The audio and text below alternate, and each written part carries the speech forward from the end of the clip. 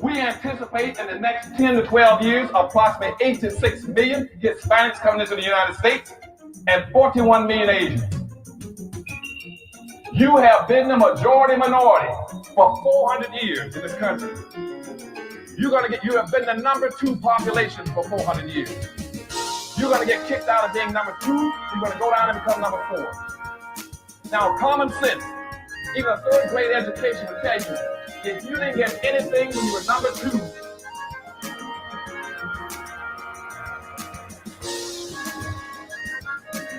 you all jumped ahead of me, but anyway, you can guess what you're going to get when you become number 4. President Biden, do you support reparations?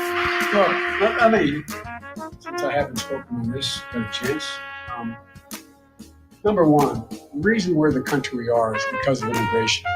We've been able to cherry pick the best from every single continent. The people who come here have determination, resilience. They are ready to stand up and work like the devil. We have 24 of every 100 children in our school today is Hispanic. The idea that we are going to walk away and not provide every opportunity for them is not only stupid and immoral, but it's bad for America. They are the future of America. At the very same time that America refused to give the Negro any land, through an act of Congress, our government was giving away millions of acres of land in the West and the Midwest, which meant that it was willing to undergird its white peasants from Europe with an economic floor. But not only did they give the land, they built land-grant colleges with government money to teach them how to farm. And this is what we are faced with. And this is the reality. Now, when we come to Washington, in this campaign, we are coming to get our check. We are owed $104 trillion on the very low end, plus $735 billion recurring. This number does not include the cost of about 50 Black Wall Streets that were decimated, nor compound interest from 2017 when Sean D. Rochester's book, The Black Tax, was published, nor the cost of Black life, nor the cost of living increases, nor the war on drugs, nor the current day pandemic.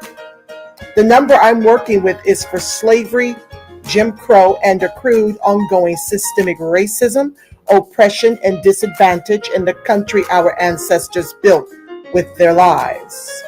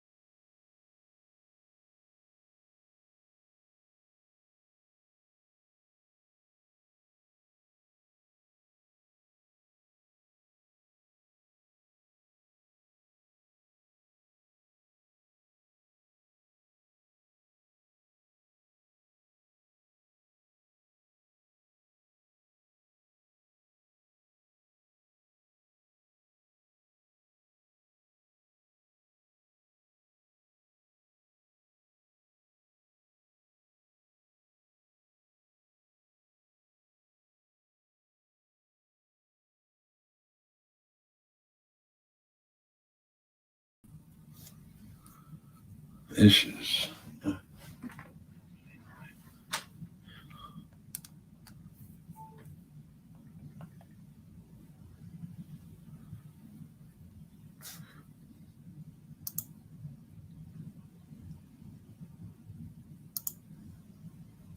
Oh, okay.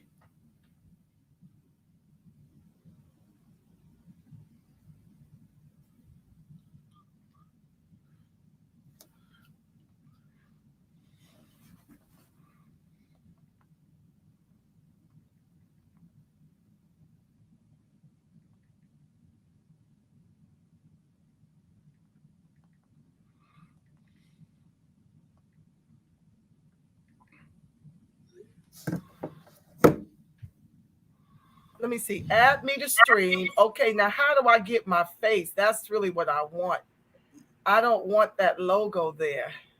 Welcome. Have you worked StreamYard before? I have not. Okay. Well, I have, but not on the host side of things. Let me see. That is oh Lord. Okay, just bear with me, y'all. Listen. I'm technologically challenged, yes. And you'll see your background if you have a guest or sharing a screen, or remove your camera from the broadcast. Okay, let me try to remove it. Hold. She'll be back, folks. Can you hear me still? I can hear you. I just can't see you. Yeah, I'm trying to get my, do you see my logo right there? I do. Do you see my brand logo right there? I do. Okay. Yes, ma'am. Let me okay, very good. Just give me a second. I gotta call my guy and see what's going on, family. While I'm doing that, could you introduce yourself to my audience? I need a little help getting my face back up here. Please introduce yourself and give me a couple seconds so I can get some help getting my logo off and putting my face on. Thank you so much. Understandable. No worries. Hello, family. My name is Reverend William Moses Summerville. I come in many forms and fashions, but this particular capacity, I am coming to you as your congressional candidate of the 47th Congressional District in California. I am happy to be here, invited by Sister Angela Nirvana. And my purpose here is to speak specifically on my support and advocacy for comprehensive reparations for descendants of U.S. chattel slavery. Just a little bit of where I'm located and where the 47th Congressional District is. It consists of cities within Long Beach, cities within Long Beach, and a part of West Orange County. Long Beach, obviously, like I said, major parts of Long Beach, but the city within Long Beach. And here we have our good sister here. But I'll finish sharing, like I said, the district. So we're located in Long Beach, Signal Hill, Summer Lakewood, and then, like I said, West Orange County area, mainly of Garden Grove, Westminster, Los Alamitos, and Stanton. And so that's just the geographical makeup, which may change due to our redistricting laws that are about to take effect through the commission that has been put forth in light of our census that was had when we did the census. We learned that a lot of people left, or a lot of people became homeless, and hence we lost a congressional seat here in the state of California. And I think there was 2 congressional seats lost even in New York. So that's our circumstance, our situation, and I put us into the hands of our great esteemed MC Angela Nirvana. Good evening on the West Coast. Good evening in the mountain. Good evening in the central. Good evening on the East Coast. I thank you guys so very much for tuning in. This is a rich, very powerful show, family. I thank you for your patience. I had my green screen on. That's why, anywho, y'all don't care about none of that. You guys are here to meet a full-chested reparationist, and I am just super thrilled to have Reverend Summerville on my program to speak to you guys, because this is what we must do, family. We literally have a lame CBC that's fighting for everyone but ADOX, right? And what I've come to learn of Reverend Summerville, it's just rich. This is not your Raphael Warnock family.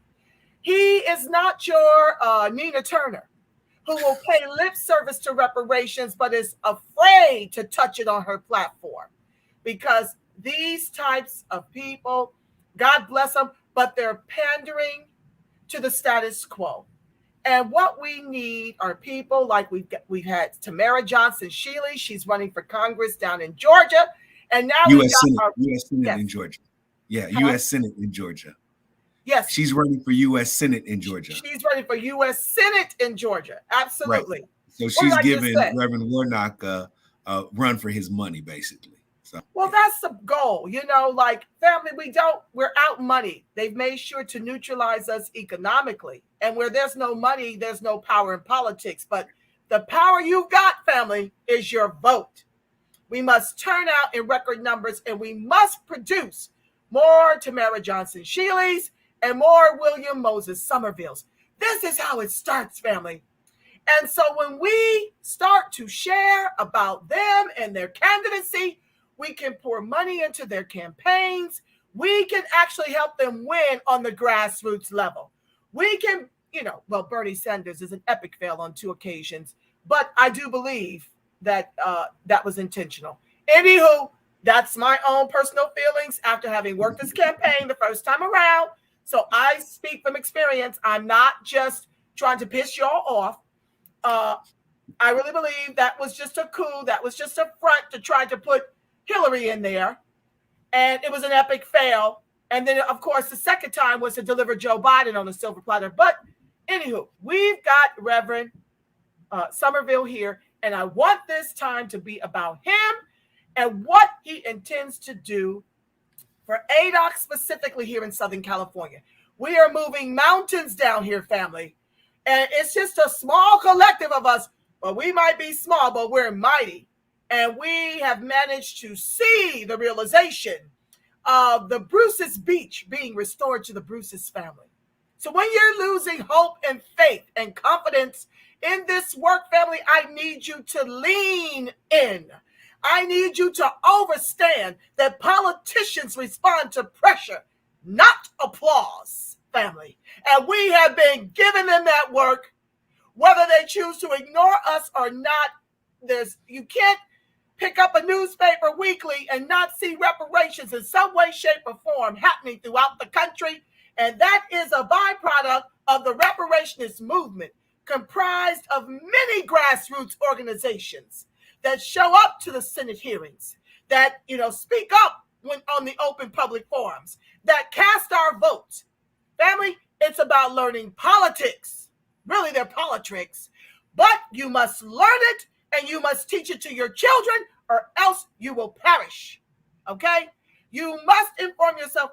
I'm going to take a breath. And no, it's not too late, family. Let me explain why. Our ancestors worked feverishly for our emancipation. Don't you believe for 1 second that it wasn't because of a made-up mind and a made-up heart and a made-up disposition that we are free and speaking to you over this social media right now.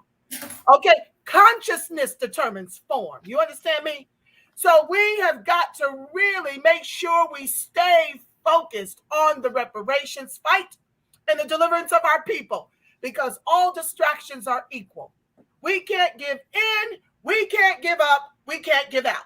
And you guys have seen the Most High deliver us through many a trial, that we were able to sit here today and turn into a testimony, because that is what we're made of. Okay? We are more American than America itself.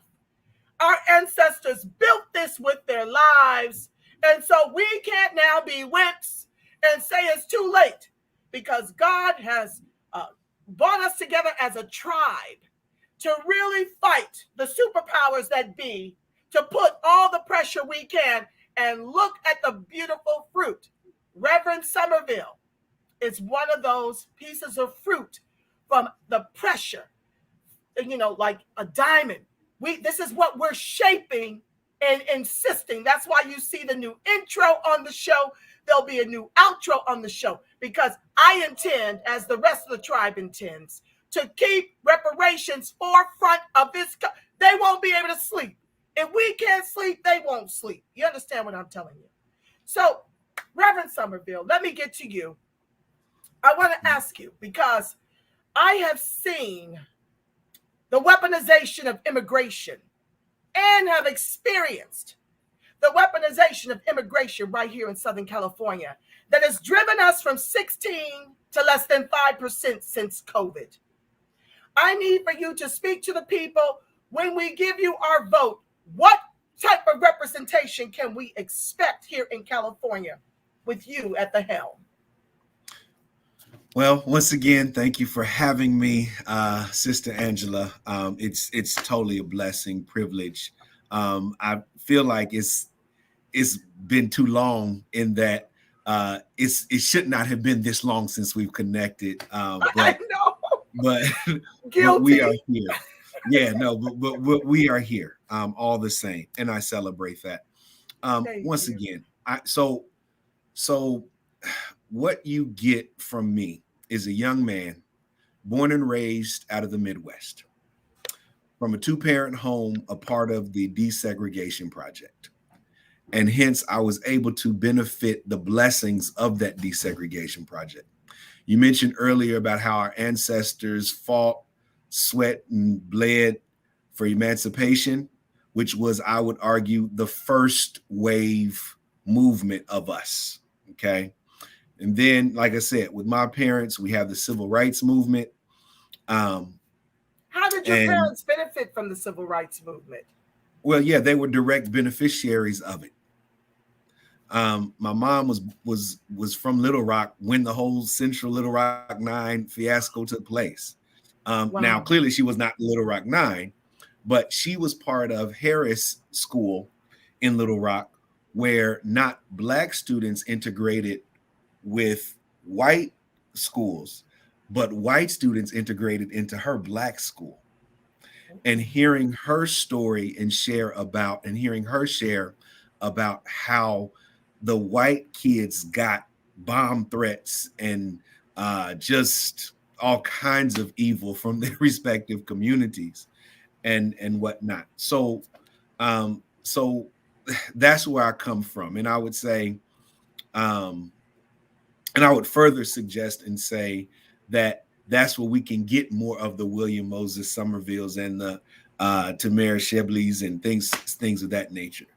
But to your question, how will I basically go and represent us in Capitol Hill with California's vote?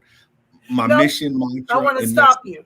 I want you to take your time. Okay. And I want you, because see, lots of folks like to pay lip service to reparations, but I know a little bit about your story.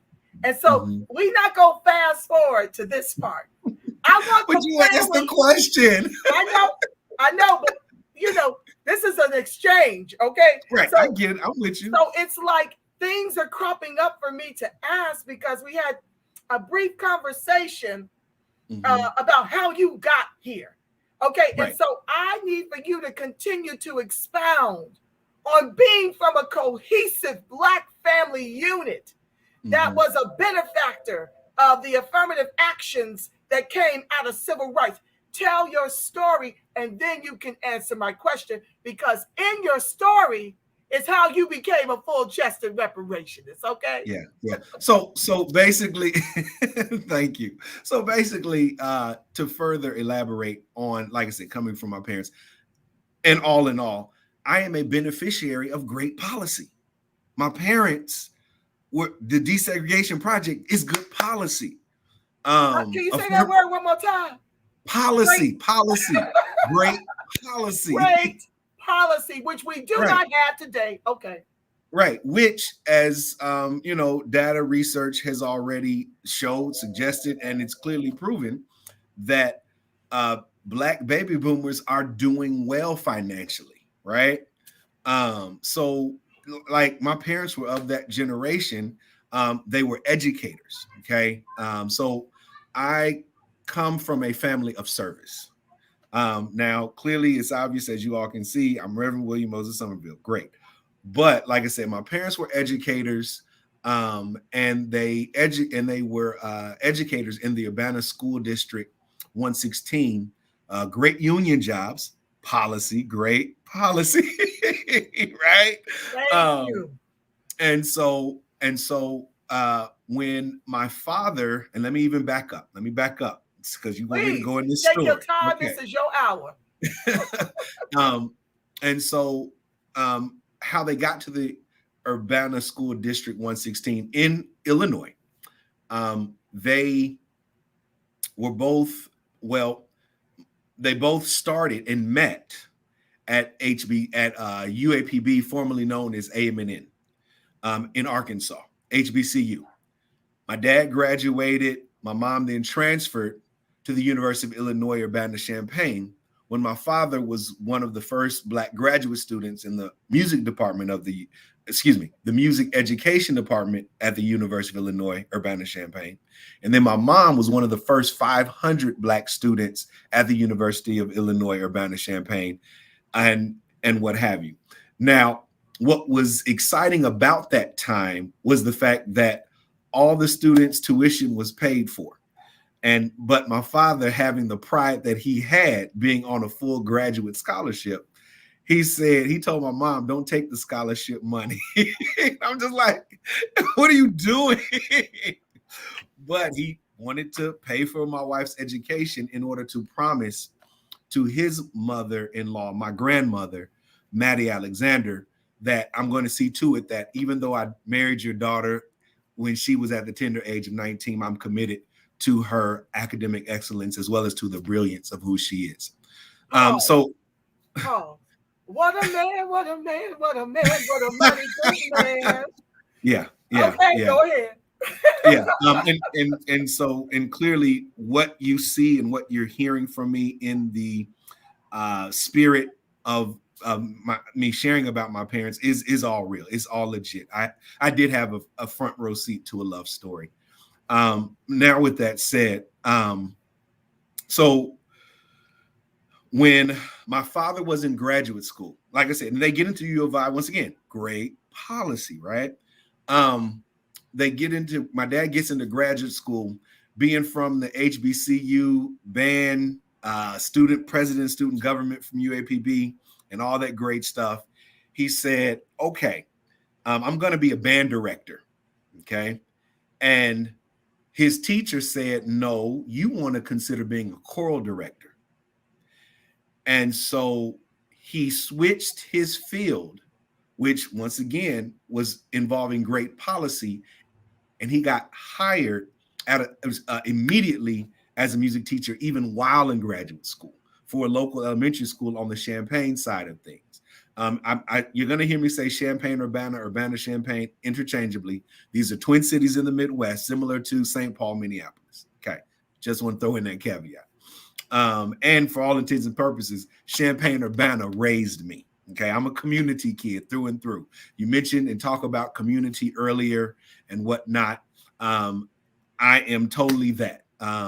And it's in response to my parents' service to so many people within the education system and outside of it.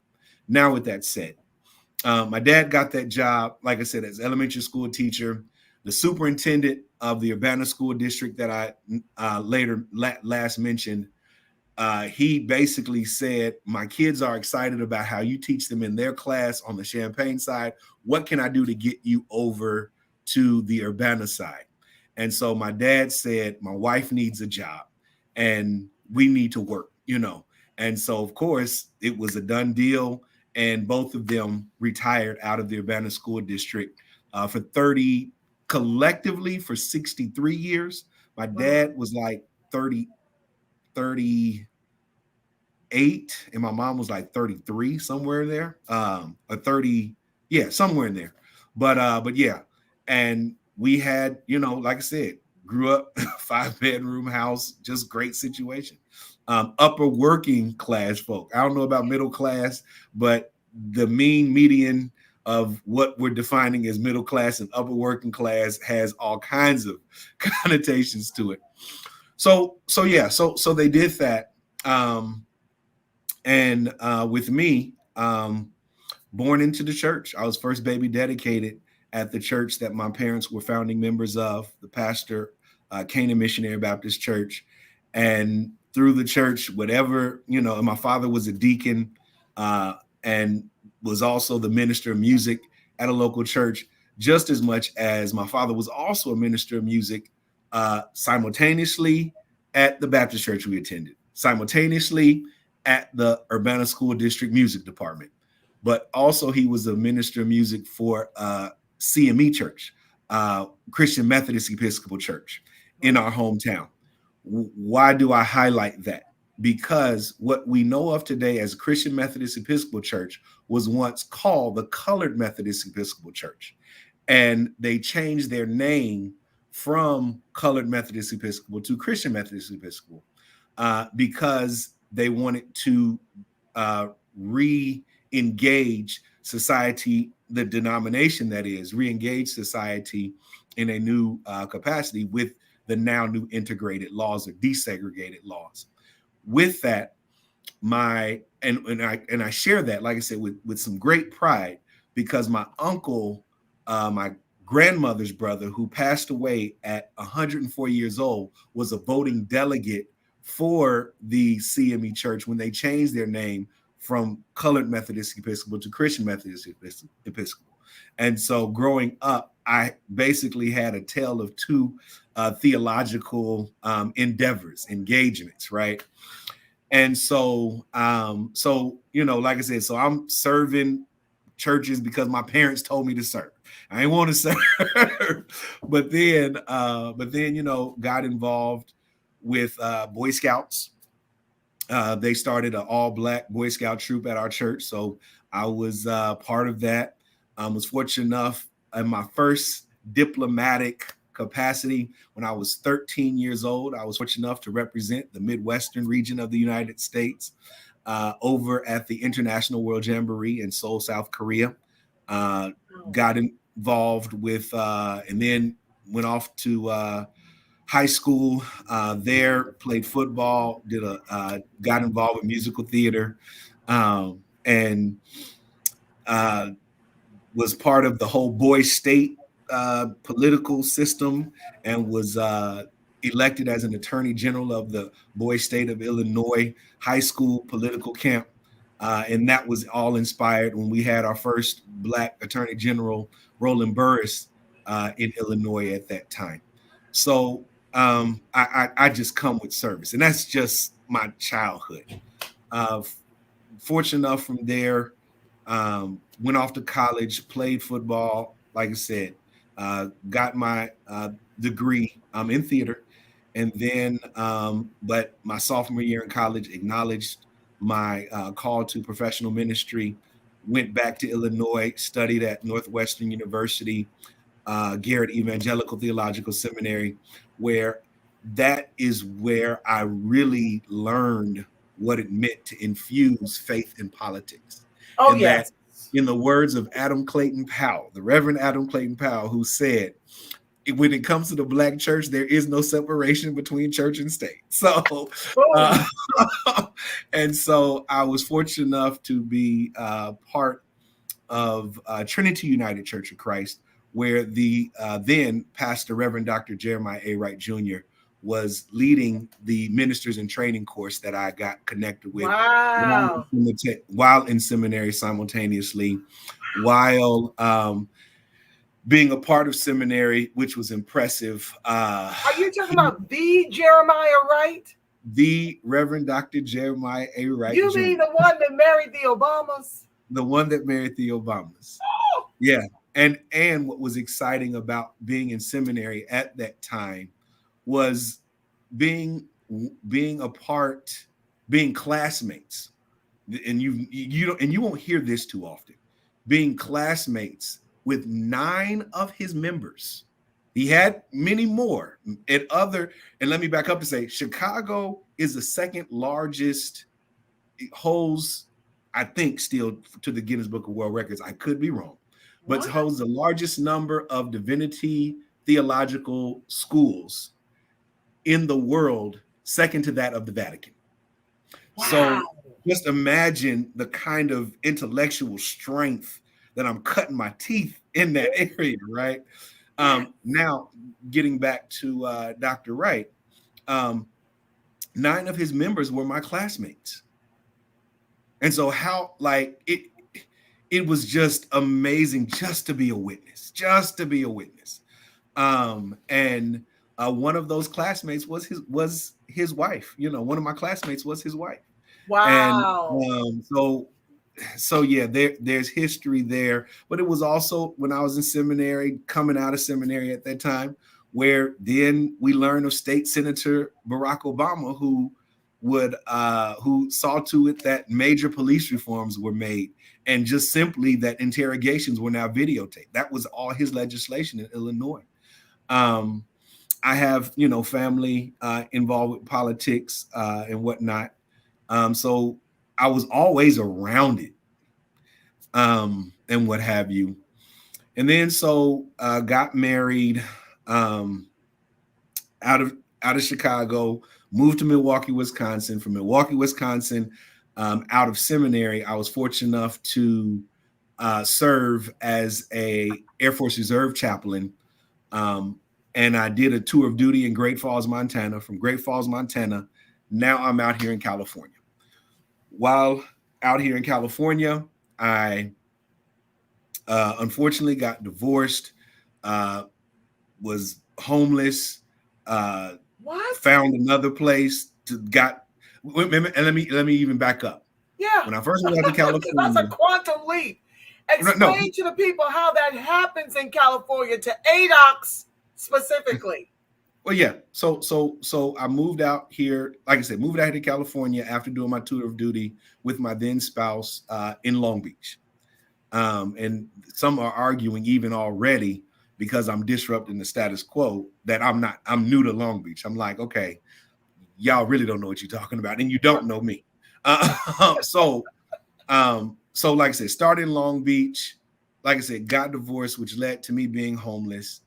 Was fortunate enough to get some support from some friends of mine throughout the area, let me sleep on the couch, slept on my car, tried to work a graveyard shift hotel job. But you're missing a whole lot. You're missing the part that they don't hire Black folks down here. Let's keep it a buck and talk about that. Oh, okay, well, I'm gonna get to that because of fresh, right? So let me, So to your point, education. Right. I believe that a divorce should not have rendered you that way. But I know the climate of the hiring practices out here, and how we don't have any social capital at the table, and how the white folks and Hispanics run this joint down here. Mm-hmm. And no matter how degreed or how diverse your background and experience is, when you show up and you don't have a complexion for the protection, then you don't get hired. And I saw here Mexicans from C&G 215, thank you for commenting, Mexicans in Cali refuse to hire Blacks unless they speak Spanish. Well, let me help you go a little further with that C&G 215.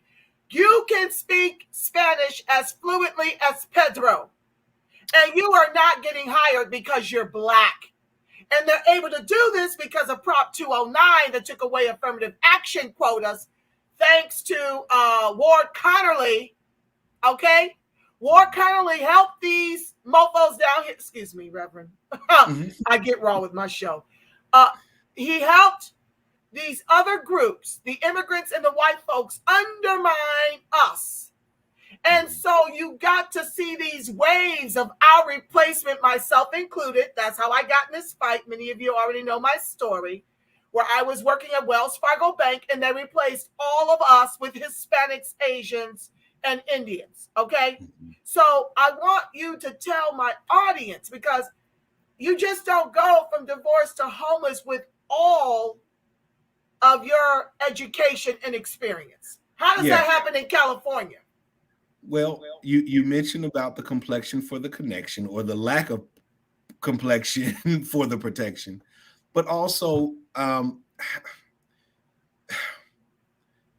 it's interesting how strong white supremacy permeates out here in California. And folks don't understand that. Right. They really don't. They think we got it made in the shade because it's so beautiful. They think of Hollywood. It's such a lie. I mean, this place can be as racist as some of the Deep South. You don't even know. And they never even have to call you the N-word. Right. And that's the thing. On some level, I'd prefer to be called an N-word rather than treated like one. But that's a whole other concept. But all that to say, so and to talk about the deep-seated history in California, in Yorba Linda, in some of the cities in Orange County, they had the sundown town rules, which basically suggested at sundown, if you were Black in sundown, you could almost write your own death certificate, right? And obviously that's policy, right? And that translates into the hiring practices as much as the lack thereof. You mentioned the affirmative action piece. You mentioned the hiring practices of how unions are protecting other demographics, but not Black folk in a robust capacity, which you now have the corruption even of unions exercising white supremacy within and of itself. With me, like I said, when it came time for me to look for a job, they just were not being offered to me. And one of the challenges is out here is about more who you know versus what you know, or what you can provide, or what even your skill set is. And there's a lot of grandfathering happening where there's lack of skill being exercised, which is half of the reason why we have the problems here in California, just due to just significant level of incompetence. So it's really frustrating, obviously, being Black in California that much more, which is why I clearly, champion, your work, the collaborative work that is being done with AB 3121, Bruce's Beach Initiative, and which really has burst the curtain wide open. And so and I'm here that much more by all of that momentum and movement. Okay. I'm coming off of you all's momentum that much more, simply because it's like, let's start really getting creative about how we can advocate for ourselves once again. We had ancestors that disrupted for emancipation. We had ancestors that disrupted to create civil rights movement. It's Black Lives Matter movement where what has birthed out of that, okay, let me be very clear, is hence the identified and affirming of our now tribe, descendants of U.S. chattel slavery. And so that's why I am advocating for a comprehensive reparations plan. And I highlight comprehensive reparations because we just can't talk about paychecks, but we have to talk about policy. We can't just talk about policy. We have to talk about paychecks. And so unpack that, please. Tell us why we need both. I have my reasons, but could you share why you believe? Because a lot of folks are really trying to give away more educational benefits. Well, we find that even our grad degree students are driving for Uber and gig jobs. So you see, an education doesn't close the egregious racial wealth gap. And furthermore, we don't need any more policies that they give with the left hand and take away with the right to benefit white women, immigrants, and LGBTQIA, akin to our affirmative action. This is why I say give us cash. Run us those trillions over multi-generations. If it took you 500 years to drive us into the bottom of this Titanic as the anchor of the capitalism, It's going to take you about as long, if not longer, to restore right, us. We're not asking you to stroke $1 trillion check per ADOX. What we're saying is you can do it akin to what you've done for the Jews. They're still getting paid. right, And they right. have much advantages because of the pay.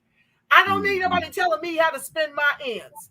And I don't need nobody trying to lump all of us together like, what was his name? Roy Brooks. Professor Roy Brooks at that last task force meeting. He had the unmitigated gall to try to run some joke about us spending our reparations on KFC. I was mortified and appalled because I'm an educated woman. How dare you insult our entire collective as if that's what we'll do. And furthermore, ain't nobody's business if I want to invest in KFC. If I want to eat it, you don't get to determine how I spend my reparations. So I take great offense to these white supremacist racist tropes that will have you to believe that you can't give black folks money after we build Wall Streets all over the country, black Wall Streets all over the country, and white folks lynch and burn them down. So you can't, this is what I said at the last task force, you can't have it both ways. We can't be smart enough to pull ourselves up by our bootless straps and too dumb to know what to do with our reparations. That's an oxymoron. Go ahead and speak on it, Rev. Yeah, no. And I just really love how magical we are, you know. And I say that in the sense of it's amazing the brutalization, the diabolicalness, and the evil spirit of white supremacy that has stained us significantly, and we sustained and emerged out of that still. I'm we rise from the ashes like the phoenix, baby. Yeah, it's amazing. In our DNA. Right. It's literally in our DNA. But to answer your question, so for me, the goal of reparations is twofold. Like I said, I mentioned policy and paychecks. Comprehensive. Comprehensive reparations. Good, because we got all of us now. It has to. I will be proposing a whole collective package, right? So comprehensive. So what's that look like? Right. Like I said, twofold. One, closing the racial wealth gap. Okay. And two, addressing and dismantling systemic racism rooted in white supremacy. That's the goal of comprehensive reparations. Now, I'm about to give you this one-liner or source, or I'm gonna first put it out into this public venue in this capacity. I have coined a phrase, "Lir-Rim High." Okay, this is the first time you've ever heard it because it's an acronym of what this comprehensive reparations package will look like. All right. And so Lir-Rim High. Say the acronym one more time. Lir-Rim High. Lir-Rim High. I gotta write it out. L-E-E-R. Let me write it for my people. Hold on. L-E-E-M H-I. Okay, again. Lir-Rim High. L-E-E-R. R again. M-M-H-I. Okay. Are you ready for it? All together. All of that Lir-Rim High. As a matter of fact, I even missed one even on my own acronym. Look at me. That's very African American of me. I haven't shared it yet. L-E-E. Is there another E? L-E-E-R-R-E-M-M-H-I.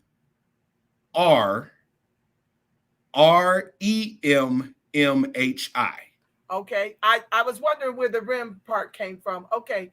There we go. Okay. So Lir-Rim High. That's our comprehensive reparations. Okay. You have law, economics, education, real estate, religion, environment, military,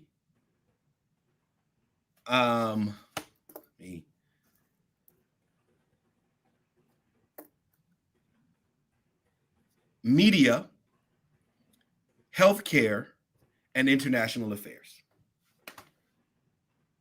And what was the last? International affairs. Because no, I know. That's fire. Yeah. And okay, so I might have to borrow this at the next task force meeting if you're not on that call from 9 to 10 a.m. Well, you call me then because I gotta publish this still. Oh well, honey. I mean, okay. If you still, I'll give you credit, but I might have to do this because I need to let these folks know, since they asking the guest on the task force, what does reparations look like to them? And for me, it's way too watered down. I like lim rim high. Okay, yeah. Law, economics, education, real estate, religion, environment, military, media, healthcare, international affairs. Yeah, I love it. Go ahead. Now break it down. So let me unpack that. Right. Let me unpack it a little bit. All those institutions have tainted descendants of U.S. chattel slavery. And so all those things have to be addressed and infused and investigated and interrogated in order to disrupt, obviously, the status quo. But once again, this standardization of whiteness as we go and move towards equity. And here we are. I'm a Sigma, I'm Phi Beta Sigma fraternity. My dad's a Sigma, mom's a Zeta, sister's a Zeta. Like we so descendant of chattel slavery. And covered in all chocolate. I'm clearly here to pick up John Lewis's legacy of good trouble, right? And the fact that I'm calling on support because I'm sick of us supporting dead Black folk. We here support us. so yeah. And that's just where I am.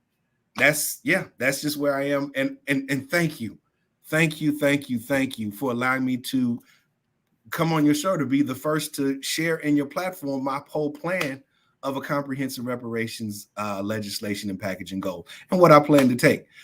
On some level, I feel like the commissions are a little bit unnecessary, but I get why. And so I'm like, okay, vote me in. Okay, now let's put the package together.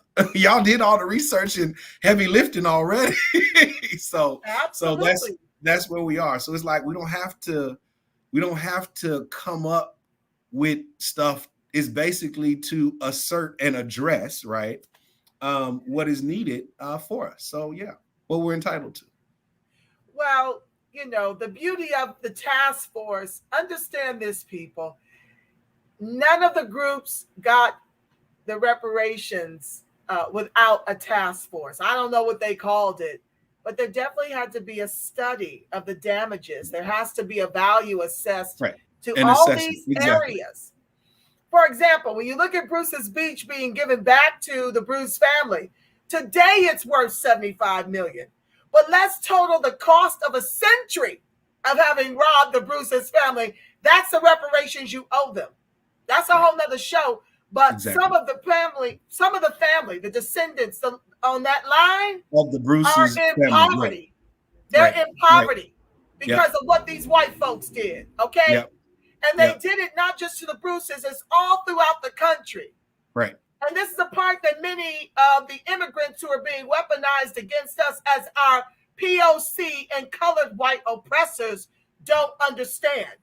They're too quick to pick up the white racist narrative tropes that we're poor and lazy and no good and no count and just simply don't want to work, which becomes, they beat that like a steady drum to constitute more immigration like the albatross around our necks. Now, I know you got stuff for them on your platform that you're running. I'm not mad at them. Right. I'm not mad at you. I understand that you need to have a comprehensive package to win. But what I do take issue with, and who my fight is with, this government on every level. local, state, and federal. That's And right. so that's why I lean in with the different coalitions and assemblies that I sit on, because that is the work. We're in the trenches meeting about ways to repair our people even sooner than later. We've got a whole recovery act that we're pushing through the That's Biden right. administration. That's We right. are busy at work, and we need you guys' help with the heavy lifting. We especially need you to support brothers like Reverend Summerville. These are the brothers. Now, you can donate from all over the country because he's got a place for you to give right on his website that I'm about to share. Summervilleforcongress.com. And just, I'm going to interject real quick. You mentioned Bruce's Beach. Yeah, Summer, S-U, yeah, my last name for Congress.com. Summervilleforcongress.com. In the right-hand corner of the website, you'll see the big donate button, donate. I'm not taking any corporate PAC money, any business PAC money. Wow. Because, no. Because they own you when you do. Right, exactly. I want you all to send me to Washington, D.C. with no political deals. It's going to be an uphill climb by every stretch of the imagination. I like how you say overstand, literally overstand that. But listen, but you all are the wind beneath my wings. And so I gotta, yeah. and we've come this far by faith, family. Right. Now, all we need is a mustard seed. Okay. Yeah, you mentioned Bruce's Beach. I am honored. And you'll see on my website where I share in my endorsement sections of endorsements that our campaign has received from respected leaders more than just elected leaders. Okay. Fire. And so I am honored to have received our campaign to receive the endorsement from Dr. Kavan Ward, who is the co-founder of Justice for Bruce's Beach. I am honored to have to also receive the endorsement from Kenneth B. Morris Jr. Who is he? He's the descendant of both educator Booker T. Washington as well as Frederick Douglass. Wow. I am honored to receive the endorsement. These are just some endorsements, obviously, but I feel relevant in this particular audience. To receive the endorsement from Gina Harris, who currently sits on the Los Angeles Central Committee, where the National Assembly of American Slavery Descendants endorsed her campaign that much more. And then, so we can add some diversity into this mix or some vanilla in this chocolate. I am also honored to receive the endorsement of our campaign from Kelly Lomlin, who is the 5th descendant generation of abolitionist John Brown. That's how we rolling. You got a deep bench, okay? It's a deep bench. yeah, and that's just a few. I'm just naming a few, obviously relevant to this audience, but every endorsement that I have is an honor. And like I said, I'm seeking out endorsements from respected leaders more than just elected leaders, and this is a grassroots, people-powered campaign. We're very diverse already. I have an admin committee, finance committee, volunteer committee, compliance committee, publicity outreach committee. So it's well, you let me know how I can help. I mean, I've got a small platform, but people do share to y'all make this go viral, okay? Because even if you don't live here, folks that live here, okay? Right. So I need y'all to get this to your people. Right. And what district is it? District 47 now. Okay, 47, which in California, which consists of the Long Beach, most of the Long Beach area, Signal Hill, which is the slice of the LA County area, and then you have West Orange County, where there's Garden Grove, Westminster, and Los Alamitos, to name a few. but that may all change as we're currently going through this redistricting commission, which basically means lines are being redrawn, and what have you. But I pray that Long Beach still gets to vote for you. Oh yeah, no, Long Beach 100. Make no mistake, we gonna still be in Long Beach by every stretch of the imagination. It's whether or not they'll keep the Orange County side still, or if they move the lines further north into the Carson-Compton area. Wouldn't that benefit us? That's where a lot of Black folks are. I think it would. I really do. But at the same, but also with my work done in Orange County, the fact that I have spoken on comprehensive reparations to the South Orange County Democratic Club, the Patriots for Peace out of Leisure World of Seal Beach, the Women for OC, the Feel the Burn Democratic Club, they're half of those groups that I just named, they're all endorsing me. And these are all vanilla folk that support what I'm presenting and proposing as comprehensive reparations. So, yeah. I'm not opposed to vanilla allies. I'm not opposed to brown allies and vanilla allies. Right. I love y'all, Black and strong. You know how I do. Right. But the haters can move on. Exactly. Exactly. But so this is where I am. My campaign slogan message is simple: serve the people. How I operate out of my political philosophy and my political rubric is who's suffering the most at the expense, advocating for who's suffering the most at the expense of those who receive the benefits. And so that's how I move. And we go from there. So we're blessed to have you. Let me ask you, because somebody said, is there a hashtag? Danielle, hi love. Danielle Witten says, is there a hashtag? And she also says, you got this, you got this, you got this, vanilla allies. But is there a way for us? Listen, I already told you I don't like Act Blue. I don't like no part of my coin going to the Democrats like that. Okay. I am pushing for a Democratic down ballot strategy until we can replace the lames with full-chested reparationists like yourself, cash reparationists.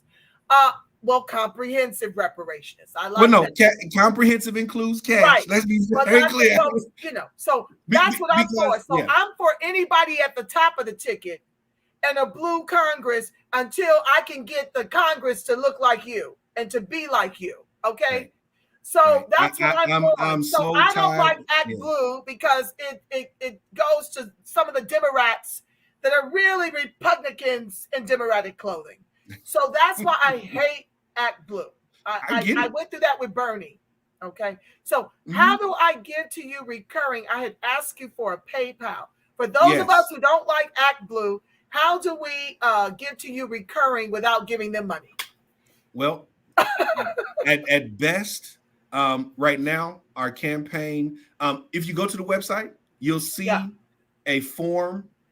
Okay. You can print out a form. Okay. And it gives the address, and we're asking your information to mail it into our office. My treasurers, they obviously take care of all of that. Right. They'll ensure that a contribution is made. Now, you said you don't want to give that Blue. And make no mistake, I have them working on PayPal right now as we speak.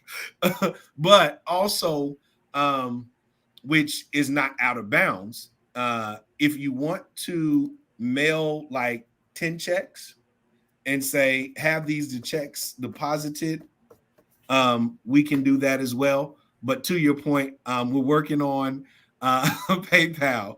We're working on other streams just to ensure. And the reason why it's taking slow is because we want to ensure that we want to follow FEC rules, especially when we get big and become bigger of a campaign. You mentioned some of your listeners, some of your audience is not in the state of California or even obviously close to our district. That's fine. I had a virtual fundraiser where Atlanta, Georgia showed up. I I had a fundraiser in my hometown of Champaign-Urbana, Illinois.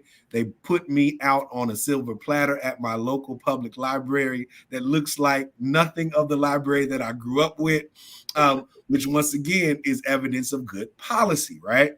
They took care of me. Our family can actually do virtual fundraisers for you. Yes. Okay, tribe, did y'all hear that? You can organize for a virtual fundraiser right in your state. Yep. And I just recommend it be on Thursday evenings, however it fit for you, that would be best. And we'll make it happen. And like I said, if you feel comfortable with ActBlue, go to ActBlue now. If you mail us the checks, mail us the checks. Angela, I'm working on PayPal just for you. Because I don't have checks anymore. I just right. No, I know. Online. I know. Yeah, no, I know. I get it. Trust me, I get it. So yeah, we'll work that out. But yeah, what else?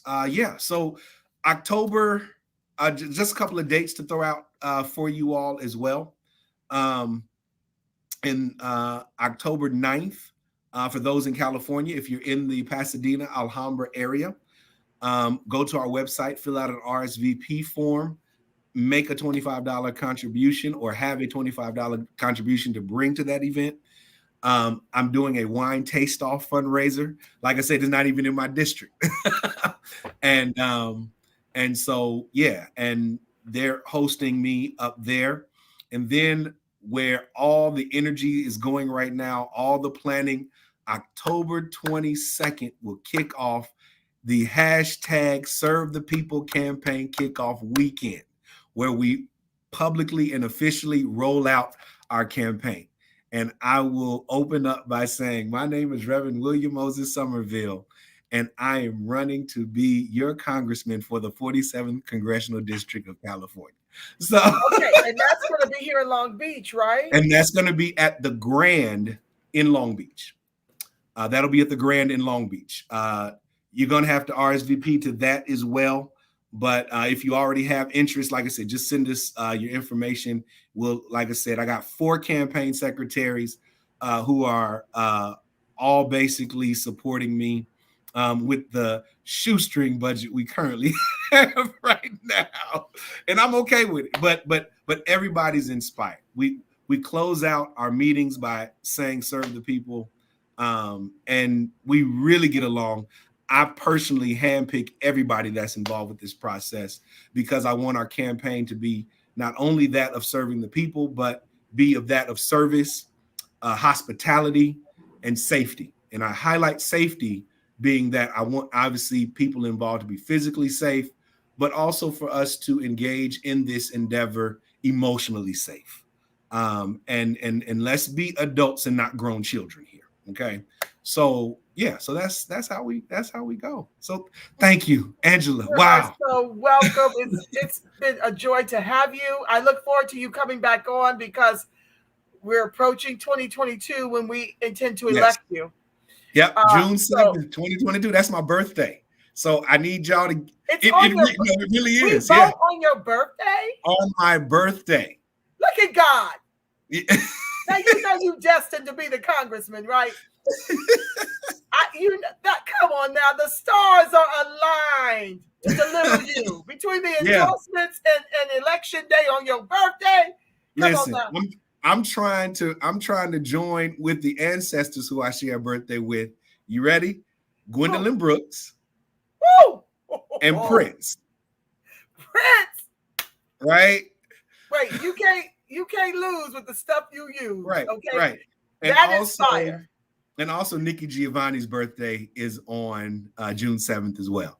So like I got so much work to do. I got so much work to do. You are in great company and you're well on your way. And I'm glad in any way that I can help you achieve that goal using this platform. You're welcome back anytime to just chop it up with me. Perhaps you'll come on and just let the people become familiar with you. And, I've got like a whole 2 weeks of shows scheduled out. maybe you'll come on and just chop it up with me on one of the many I have no topics problem with it. that I'm Thank you. unfolding. Thank you. And we'd love to have you back. And with that being said, let's see here. I will be, what time is the event on October 9 and on the 22nd? Friday, October 8th. Let me get that correct. Friday the 8th. I was wrong. Friday the 8th. Yep. Friday the 8th. Is the wine tasting. And it's on, and you'll see that even on the website. Okay, just right. FYI. Do you know what time? We're gonna 7 p.m. 7 p.m. Okay, Yep. I gotta change my time of my show that I go live. Okay, great. Because I'm intending to be there, and I'm trying to rally some folks to come with. If you can bring four people, that'd be great. Because the limit is really 25. We have the limit is 25 people. Because of who we're gonna prepare for. If we get more, we'll make arrangements, but because currently we have 15 people already signed up. So wow. Okay, well, sign me up. Okay, I got you covered. Yep. And as a matter of fact, I'm gonna just eschatologically have you as a +1. Thank have you. And somebody as a +1 at least. So. Yes, I would love a +1. I was thinking of it's a wine tasting. I would, my daughter, she probably don't want to be bothered. Listen, I like to involve the youth. I'm not going to be a part of the taste off, but you can come still. Yeah, I just like her. This is my trying to teach her how to advocate for herself. Please. I welcome. She's totally entrenched in what I do. She knows what I do full well, and she knows why I do it. So we'll see. I may want to bring someone else, but at least she's welcome if she chooses to. Yep, she's welcome. She might be in a football game, child. These kids don't want to be bothered with you at a certain age, and I get it. Anyway, I'm so grateful. I'll be there with bells on. Thank you. And I'm so thankful for you being my guest. Thank you for running. Thank you for understanding the needs of our people and for being very unafraid, for being very bold, for standing on the promises of God, that you can be bold in the as a voice for our people, as an advocate for our people. You see, because many people would have you to believe that that's not okay. They don't mind our tears being used for other groups. But I only got tears for ADOX because I understand how we got here. And I thank you for boldly standing up for us. And I'm going to be here to support you in every way that I can. Thank you. Thank you. And I clearly, like I said before, I totally am here based off of you all's momentum. That's it. The harvest is plentiful, but the laborers are few. And I understand, all the challenges and the uphill climbs that it involves. But I'm here to serve the people. That's just it. And we're grateful to you and for you. Yeah. And with that being said, family, I'm going to pray us out, but I'm also going to introduce my outro. So stick around so you can see that. Now, these are not final. The intro is not finalized, nor is the outro.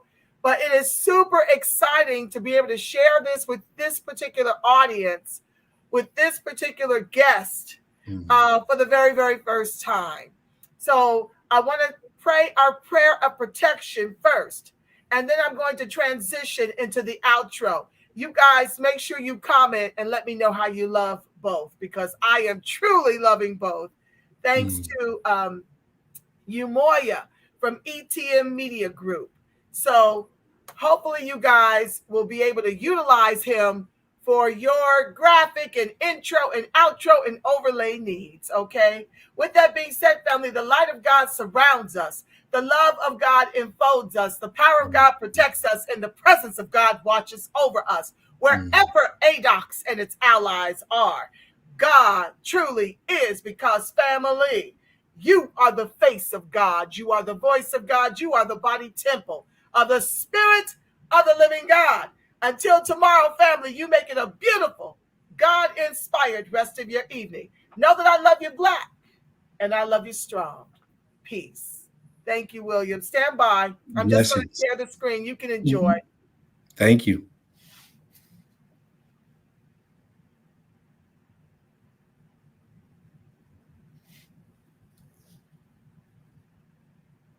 That's the intro. Where's the outro?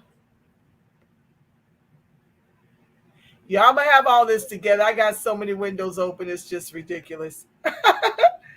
I'm going to get this together, y'all. Y'all got to be patient with your sister. I hope I still have it up. There we go. Let me come back over, see what y'all see. I'm going to make it full, so you're going to disappear, but I'm okay with it. Us enjoying it. Okay. Let me get over here, make it full. This is the outro, family. If it stops buffering, y'all. Oh, Lord. Why does it like to do that?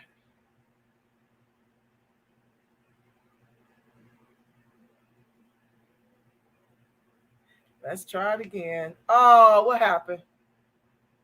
Y'all, we might have to. Files in my trash. How can that be, family? Hold on, y'all. Let me dig it out the trash. Let me start over. Shake.